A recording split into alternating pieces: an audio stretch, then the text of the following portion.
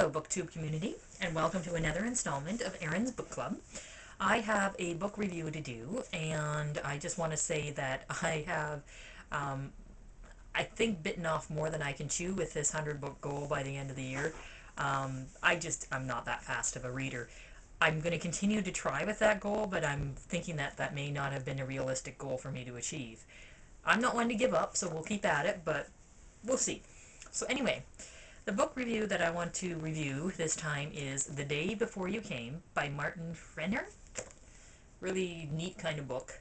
The back says, "No change is ever easy, especially the change from a boy to a man. Back then I didn't have any idea how painful the change would be. Bad choices make good stories." What I've got to say about this book is, when you're driving down the highway and you come up to an accident that the police are at, and you can tell from a distance that this is going to be a bad one. Like, you can see like 3 ambulances, there's cars all over the road, there's bodies covered in white tarps. You know it's going to be a bad one.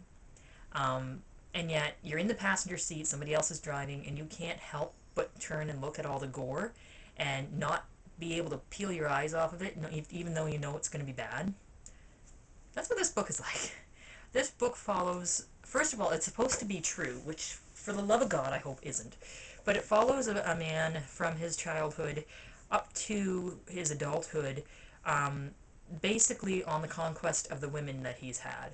Um, uh, he thinks of women as nothing more than you know, uh, an object to be screwed with, literally to procreate with. Um, it's very sexual. It's very harsh. The man that is the main character is just an absolute. I'll say it. He's an asshole.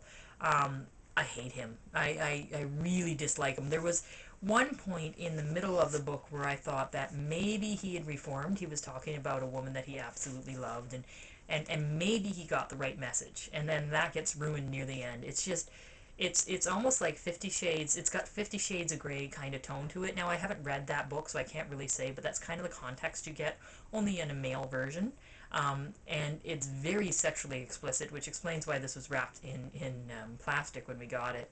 Um, I think that maybe if the man was raised in a different circumstance, he may have been a halfway decent guy, but he is seriously warped. There is something seriously wrong with this man.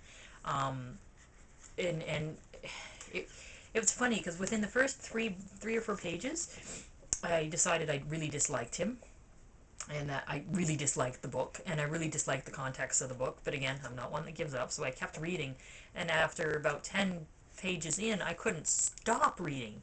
And it got worse. Like, just when you think he sank to a new low, that he was going even lower, and you couldn't stop.